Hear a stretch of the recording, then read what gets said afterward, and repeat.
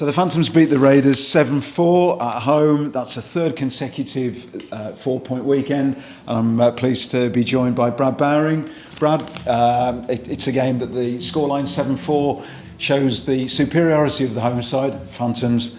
But we've made that hard work, haven't we?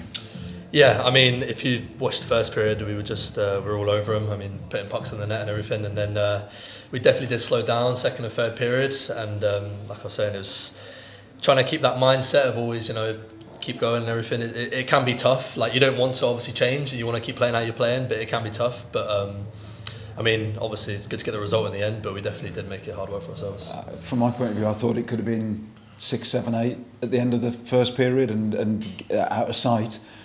Do you think there's a danger of complacency at the start of the second period if you're leading 5-1 at the end of the first?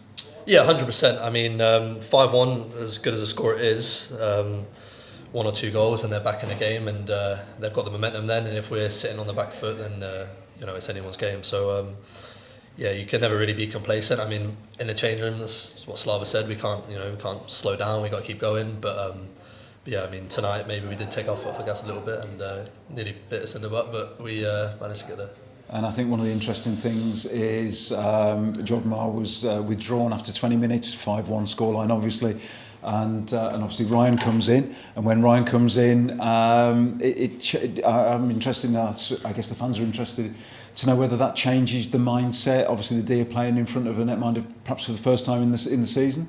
Yeah, I mean, I don't think it doesn't change the fundamentals. I mean, obviously the D, we all play the same, and we stick to what we know. But Slava did say, like, 10 minutes, play maybe a bit more safe, a bit more solid, let Ryan touch the puck a bit, get into the game a little bit more, and ease him into it. But Ryan's a great goalie, he's as good as Marzi, and we definitely have full confidence in him. So we just play our game, and yeah. I mean, I'll back that up. I'll certainly say on commentary tonight that Ryan could be a starting netminder in one of the other teams. Sure. So it was good to see him get some ice time, because you don't know when he's going to be called on next.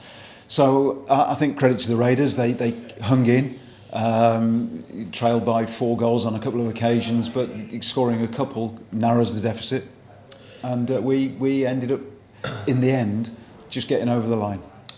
Yeah, like we were saying, it was a tough second and third. I think they ended up outscoring us in the third, and credit to them for sticking to it. But we maybe dropped to their level a bit. We started playing a bit scrappy and giving them a few too many chances to sneak back in. But yeah, I mean, got the job done, so it's what it is, isn't it? And I've said it in virtually every interview this season. Another 4-point weekend.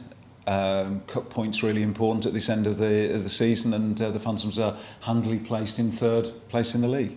Yeah, I mean, we try to take it game by game. Obviously, we don't really look too far ahead, and the wins just keep coming. And obviously, it's nice. I mean, we're just taking momentum into the next game. No matter who we play, be it Romford, Swindon, Sheffield, Leeds, anyone like that. And hopefully, we can do the same next weekend. And when it's a double header against the Hull Seahawks, so our first look at Matty Davis's new side, we'll look forward to that, and we'll catch you next week. Yeah, cool. Thank you very much.